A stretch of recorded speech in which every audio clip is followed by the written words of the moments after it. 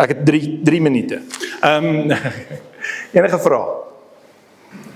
Ja.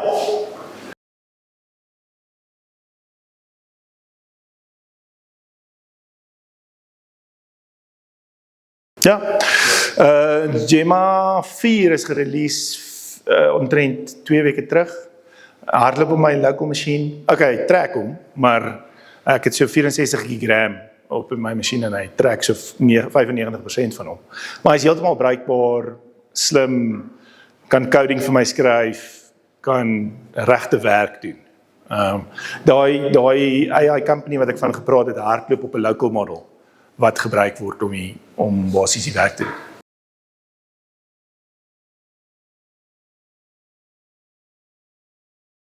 As jy 'n kragtig genoeg masjien het, kan jy fine-tuning doen van jou model, deur van hom training data te gee en outputs ensovoort. Dit raak nou 'n bietjie tegnies, maar ja, dis moontlik. Maar jy het 'n redelike beefy masjien nodig.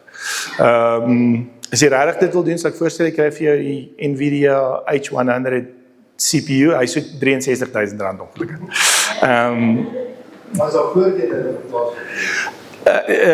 in Token costs is baie laer as jy locally kan doen, want dan betaal jy net vir jou krag, en as jy solar het, dan sit nie, baie van jou edge computing kan gedoen word locally op jou masjien, en daar's voordele, dan wat jy vra van hom.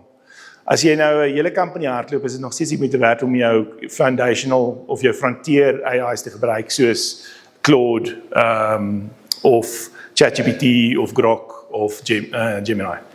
So dan maar wat jy vra van die ding. Maar as basiese finansiële bewerkings, selfs ontwikkeling, kan jy hardloop op local models. Quinn 3.6 is gerelease 3 dae terug, en hy is 95% so slim soos Claude Sonnet 4.6. So, ja, jy kan. Ek weet nie, dit raak nou baie tegnies. Jy moet nou sê, het ek jou vraag daarom geantwoord? Okay, happiness. Goed. Ek wil nou nie die klomp terme hier rondgooi wat meeste van die mense nou nie sal verstaan nie. Iemand nog enige vraag? Ek het van 'n opmerking daarvan gesien. Dit gaan oor mense se persepsie. Kunsmatige intelligensie. Ek dink wat hy nogal van deze kritische bygewoon. Ek dink daar is amper die algemene indruk wat ek kry oor dit raak dan so dat jy advertensies sien, dan lyk hulle almal, kan jy sien, al die goedes van restaurante en goedes, is al daar AI gegenereer. Artikels, wat jy dit skryf is, so daai kunsmatige deel, ek dink die gedeelte oor machine leer en so, is eintlik baie wat van ons die waarde het. Ons kyk dit dan so vas teen die kunsmatigheid van die ChatGPT wat 'n stukkie of politieke korrektheid het en hy skryf ons artikels en hy maak ons eintlik stupid en seker tipe van goede. Dit is al so 'n bietjie van iets van daai wat ons moet so 'n onderskeid maak. Ek dink in die begin ook my sê man, dit kan dit nie sleg of goed aan. En hierdie is so 'n bietjie nogal, ek dink baie keer die goedes wat rou sê die meer so gee aan die een kant, want jy kyk pas in die van die goede wat regtig maak. Kan ek 'n voorbeeld daarvan gee? Ek stem heeltemal saam. Ons het nou besig om eksperimente hardloop waar ons vir dis 'n persoon wat sy meestergraad doen, toe vra hy my om te help, waar ons klomp video ads basies gaan hardloop.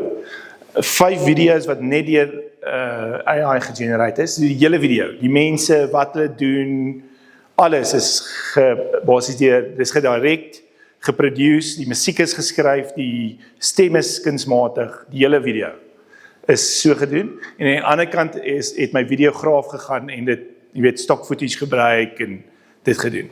Toe stuur ons dit nou uit, om te hoor, hoe beleef mense dit, ons kyk nou, hoe effektief is dit, dis basies die probleem is, mense kan nie 'n verskil sien. Hulle kan nie sien nie, ons is nou al op daai vlak, as jy kyk na Seedance 2, gaan kyk 'n bietjie video's daaroor, ons is al op daai vlak wat dit so goed raak, dat jy nie 'n verskil kan sien nie. So ja, ons is deur daai fase van, ek kan sien, hierdie is gegenerate. Gee dit 3 maande, dan sal jy nie eens die verskil kan sien nie. Ek het as 'n eksperiment het ek daai company my blogartikels laat skryf vir LinkedIn vir 'n maand. Net as 'n eksperiment. Kan mense die verskil sien? My engagement het opgegaan met 1024%. Ek's 'n bietjie in die gesig van. So, apparently is ek boring teenoor die AI, maar dit gaan alles oor context engineering. So context engineering, dis soos 'n database, rubbish in, rubbish out. As jy 'n goeie konteks skryf, so dis verstaan, ek gebruik al klaar kunsmatige intelligensie om my te help om my boeke te skryf. Want ek het my meestersgraad gevat, my dissertation, al my werke wat ek gedoen het, ingelees in 'n machine learning program en dit het my voice ge-extract. My woorde wat ek gebruik, hoe ek dinge sê, my kennis wat ek het, my ondervindings, my stories, alles ingelees in 'n stelsel in. Nou as ek sê skryf 'n hoofstuk, hier's wat ek wil hê jy moet sê, hier's my punte wat ek wil maak, hier's my navorsing wat ek wil hê jy moet doen. As die AI dit skryf, dit klink soos ek, dan gee ek dit vir my vrou, 2 stukke, een wat ek geskryf het en een wat hy geskryf het, sy kan nie sien wat die verskil nie. En sy ken my die beste. En ons is klaar daar, want as jy jou konteks genoeg is, dan weet die AI presies wat om te doen. En ons beweeg in daai area, en ons het nou, wat ons bou, is 'n second brain vir 'n organisasie. So al jou konteks uit jou besigheid uit, sit ons in 'n database in, sodat jy enige LLM kan inplug in jou konteks in, sodat jy nie weer hoef te prompt, dis wie ons is, dis wie ons produkte, wat ons produkte is, dis wie vir ons gaan, ensovoorts. So die toekoms, net so 'n bietjie vir 'n tip vir julle, die toekoms in die volgende 5 jaar gaan wees oor jou konteks, jou data, en besighede gaan veg om by jou data uit te kom. Waarvan hou jy, hoe dink jy, wat sê jy, hoe lyk jou gesig, ensovoorts. Ongelukkig hoe lyk my gesig ook. Want dis jou konteks. Want as jy data het, kan jy goeie uitkomste bereik daarmee. Ja. Net as ek julle 'n tip kan gee, as gesinne, hê 'n paswoord vir jouself. Sodat as jy by die huis is en jou vrou bel en sy sê ek is gehijack, ek staan hier langs die pad, ja maar ek ken nie hierdie nommer nie, ja die barmhartig myself met die taan het gestop, my gehelp, asseblief stuur vir my R2000 na hierdie rekening toe, want ek wil by die huis kom. Almal van julle sal dit doen. Hoopelik, as jy my vrou hou.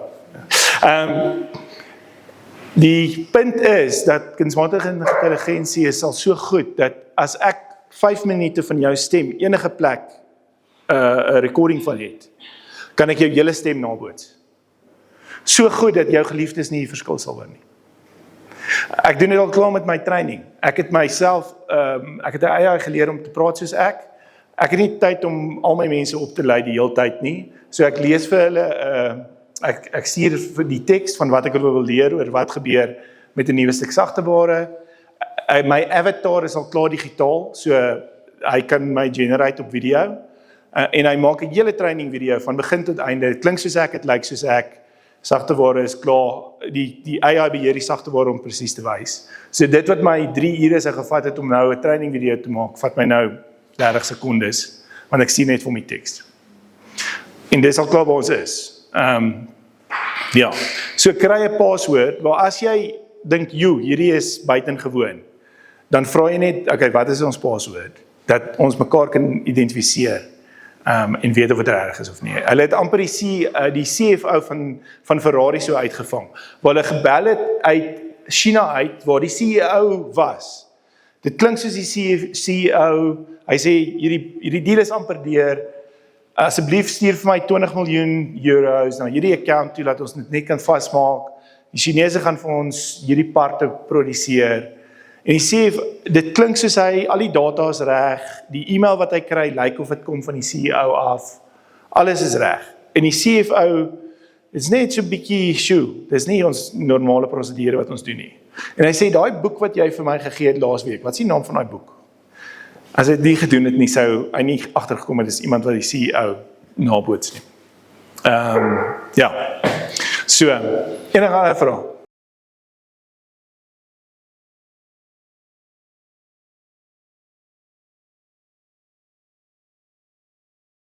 Soos meeste tegnologie is dit 'n kombinasie van verskillende goed wat saamgewerk het. Een daarvan, kyk ons werk al aan machine learning vir baie jare. As jy op Netflix gaan en hy sê, you might also like these. Dis 'n machine learning algorithm wat basies uitgewerk het, dis waarvan jy hou, jy weet. So as jy op my profiel gaan, is daar aksieflieks, en as my vrou se profiel gaan, is daar klomp romcoms. So, die feit is wat se account ons vanaf kyk. Maar dis al klaar machine learning. So dis tegnologie wat nou al 30 jaar oud is. Die fondasies van wat ons nou sien is al 25, 30 jaar terug gelê. Dis ook compute, so hoe vinnig ons prosesering kan doen, wat nou is wat dit toelaat. En dit is ook ons verstaan van, baie van hierdie is oor neural networks, en ons verstaan van hoe die brein werk, wat dit basies toelaat. So dis maar 'n samekoms van klomp verskillende goeders, wat dit toelaat. Ja.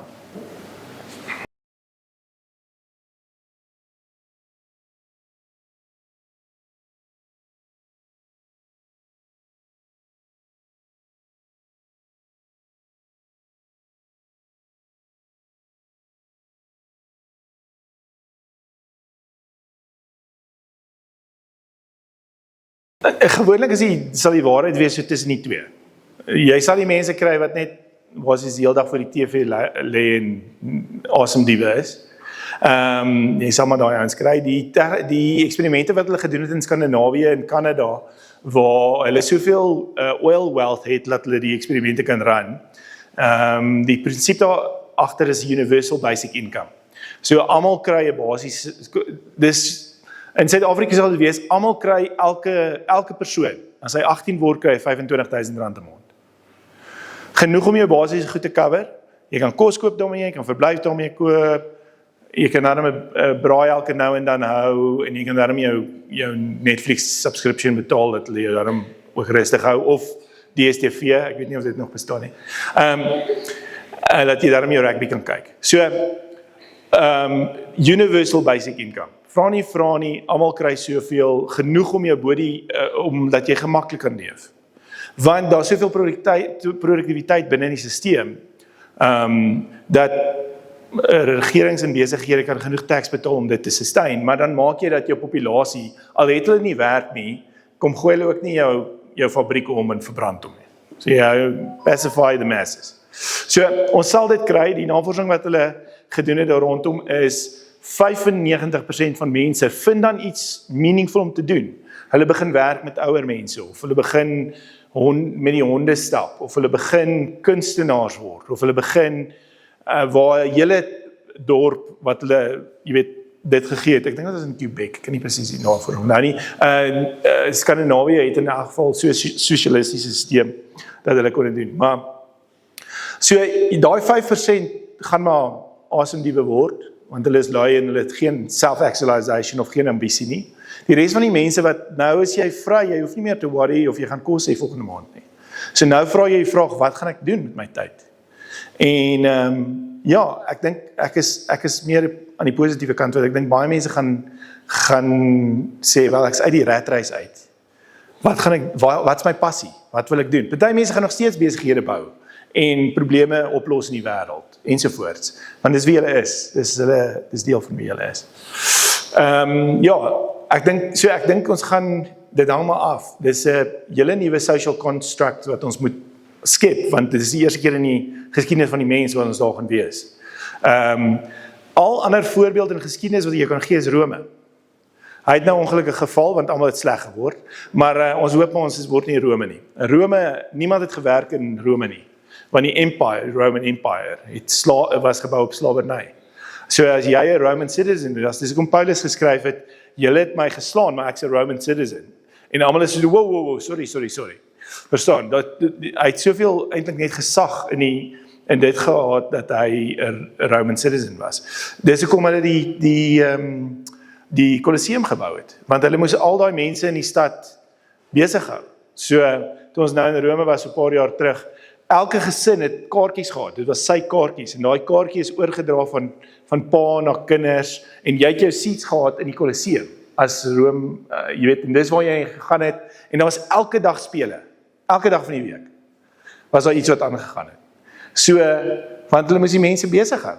Want Rome was so ryk, daar was soveel rykdom wat ingevoer is van oor die empire af, dat die mense basies gepacify moes word. Ek hoop ons gaan nie daar nie, ek hoop ons ontdek wie ons is voor dan, maar ons sal sien.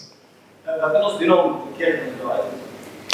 Ek dink dis weer eens om te ontdek dit wat die Here ons voorgemaak het om te wees.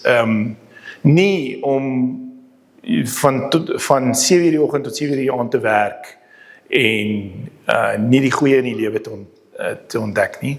Ek dink die Here we need to leave the world a better place. En ek dink dis elkeen se, jy weet, daar's the two greatest moments in your life is when you're born and when you realize why you were born. Ek dink is het was 'n Amerikaanse president wat het gesê dit, Mark Twain ding. Nee, het was die president, ja, Mark Twain. Het het gesê. Those are the two greatest moments in your life. So ek dink we need to realize why we were born en daarvoor gaan. Ja, ekskuus, antwoord dit jou vraag.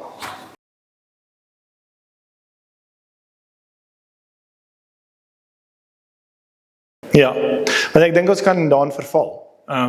Ek het nou een van my webdesigners. Ek het nie genoeg werk nie, want die AI is soveel vinniger en beter as die webdesigner. Sê ek vir hom, ek koop vir jou al hierdie opleiding en die beste tools wat ek kan, gaan herontdek jouself. Hier is vir jou 3 maande. Go. En hy het teruggekom en hy is besig om sagteware te ontwikkel vir ons. Want hy het die regte attitude, hy het dit aangegryp. Hy het nie in sak en as gaan sit en gesê dit wat ek vir 6 jaar geswat en gewerk het, is nou niks meer werd nie. Hy het sy skillset gaan ontwikkel in 'n ander manier. En ek dink ons grootste challenge is dat ons vinnig genoeg daai agility het om te pivot, waar ons moet pivot. So, ja.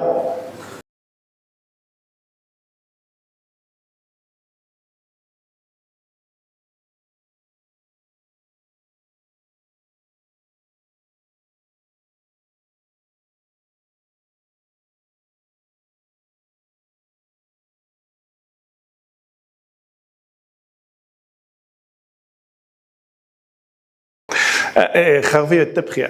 Speel die 2 AI's die mekaar af.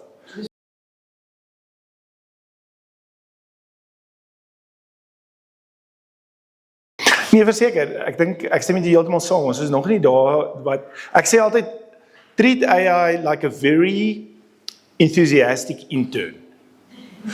Ja, hulle is baie opgewonde oor al hierdie informasie wat hulle het, maar hulle is nog nie die wysheid wat jy het met jou jare se ondervinding nie.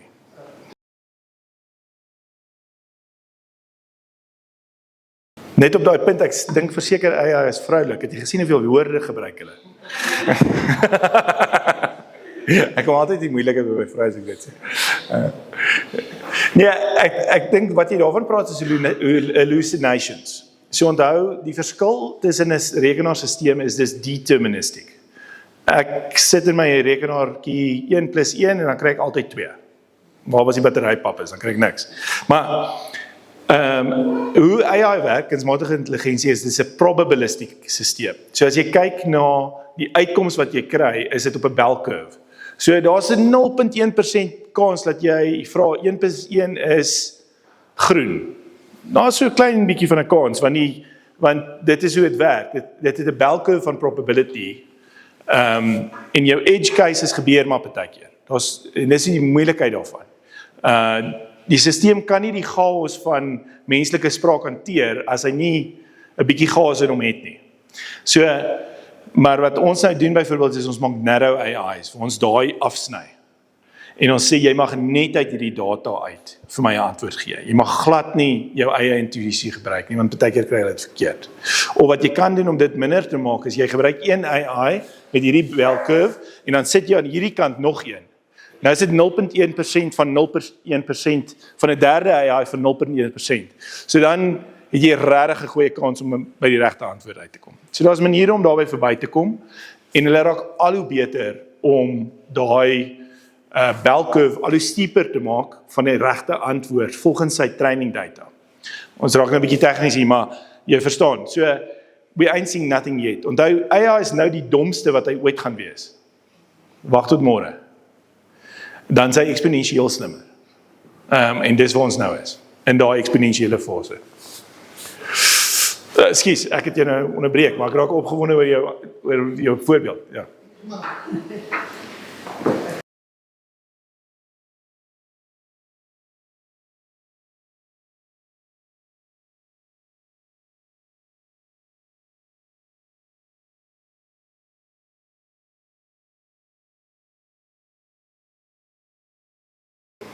Ek stem heeltemal met jou saam. Ek dink dis hoekom ek ook sê, God didn't give us a spirit of fear, but of love, power and a sound mind. That sound mind is ons wat weet en die discernment kan gebruik om te weet waar die ding nou strand praat.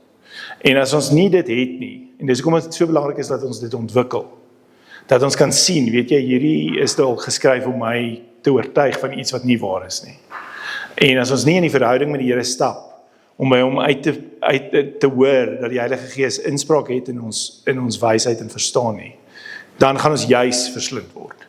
So, dis wat ek gesê het, it is very powerful, and it can be used for evil or for good. Jy kry al klaar,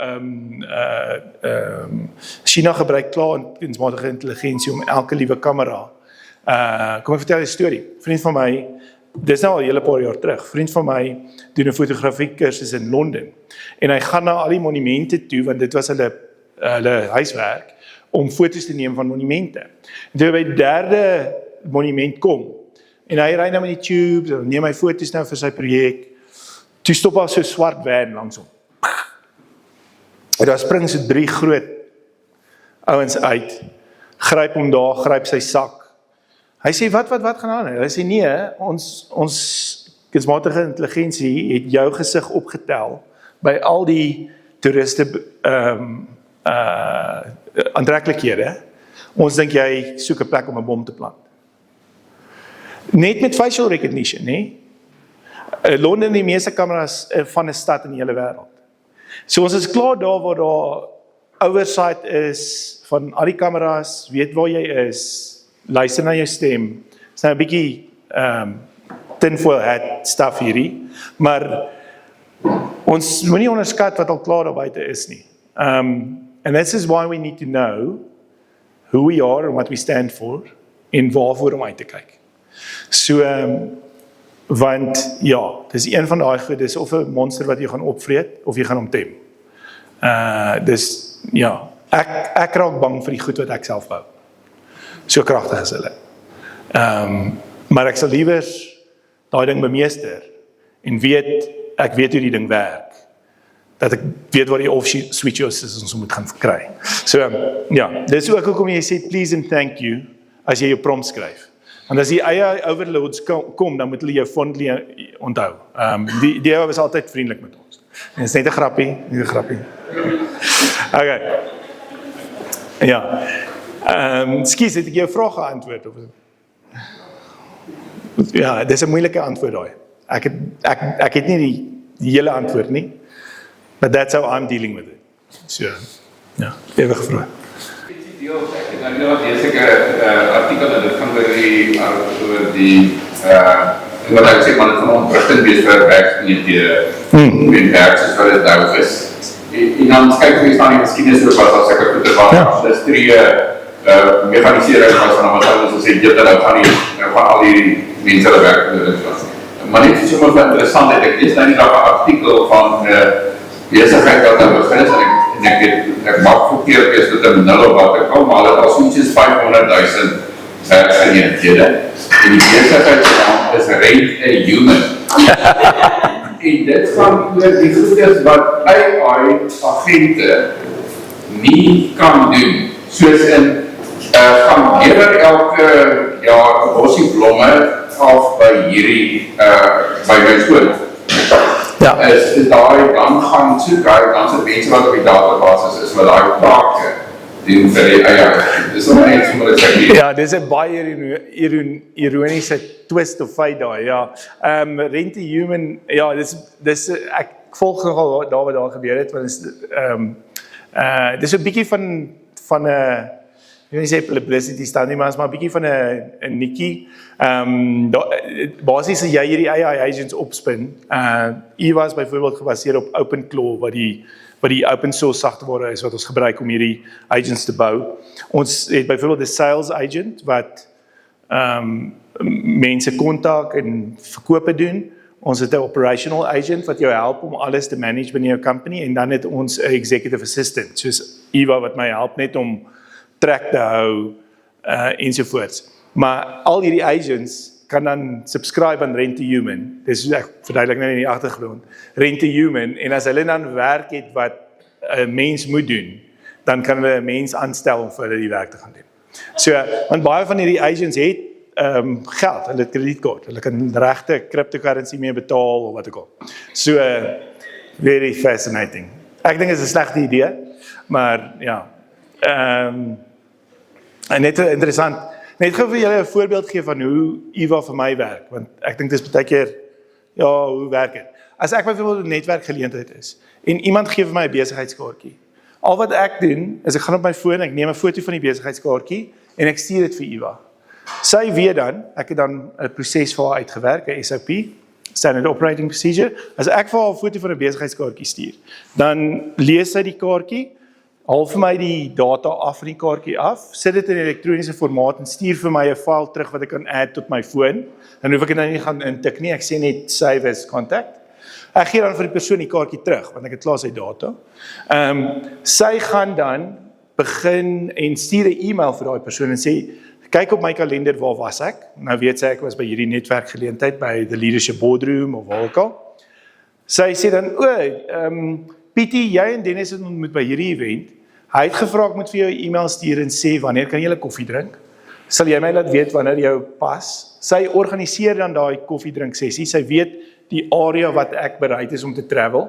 As ek Johannesburg toe moet gaan, ek sien dis my paspoort uithaal nie. So, hulle kan maar na Pretoria toe ry. En sy organiseer daai hele meeting vir my, en dan begin sy navorsing doen oor daai persoon vir my. Teen die tyd wat ek instap in daai meeting en met daai persoon, het ek 'n 45 bladsy rapport oor hoe lyk hulle website, hoekom hulle website nie reg is vir ChatGPT om te vind en hulle voor te stel vir mense as kliënte nie, wat se bemarking ons vir hulle kan doen, en of hierdie persoon aktief is op LinkedIn. Al daai werk, sy is die beste executive assistant wat ek nog ooit gehad het. Skus, hier's dan my vrou wat met my raas oor die Eva jokes. In 'n geval, dis regte werk wat vir my in my besigheid baie beteken. En dis iets wat, as ek 'n mens daarvoor betaal, vir hulle baie boring sou gewees het. Plus ek kan dit 8 uur in die aand doen, sy raak nie kwaad vir my nie. Dit is meaningful work. So, ek dink ons is nou al op daai punt waar AI agents nie meer net 'n nikkie nie. Hulle doen al meaningful work binne in besighede. Ja, ek weet nie of dit vir julle 'n bietjie meer net konteks gee as 'n voorbeeld nie. Ja, nog vrae? Moeilike vrae, julle is baie welkom. Ek is net bietjie bang. Yes. Dis 'n goeie vraag. Ek weet nie, is die antwoord. Ek hoop dis nie op die punt waar ons net werk vir ons AI overlords nie.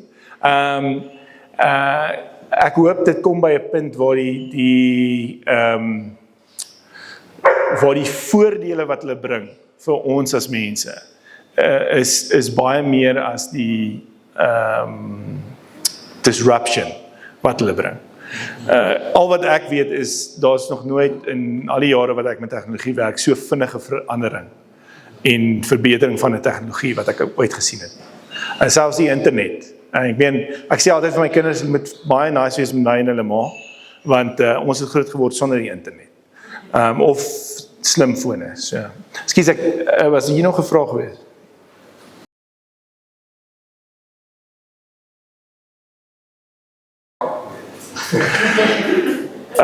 Watter video verwys jy?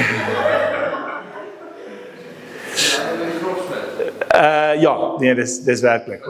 Ja. Ja, hy's werklik. Ja, ek het die burn marks om te wys, dit is regtig, hoor. Ja. Nee, ek dink dis hoekom ek so geniet, want ek werk baie in tegnologie, maar dit is baie lekker om iets met jou hande te doen, iets wat jy weet wat hulle noem generational waarde het. Dit is van een geslag na die volgende geslag. Toe my seun 13 word, kon ek vir hom 'n swaard gee wat ek vir hom gemaak het met my eie hande, met die vers wat ons gekry het toe hy gebore is oor hom in die lem. En hopelik kyk hy mooi na hom en hy kan dit dan van een generasie na die volgende aandra. So, maar ja, so ek dink waar ek opgewonde is die tyd wat dit my uitkoop deur hierdie tegnologie te bring om vir my tyd terug te gee. Okay, laaste vraag. Julle lyk honger. Ek wil nie julle hangry kry nie.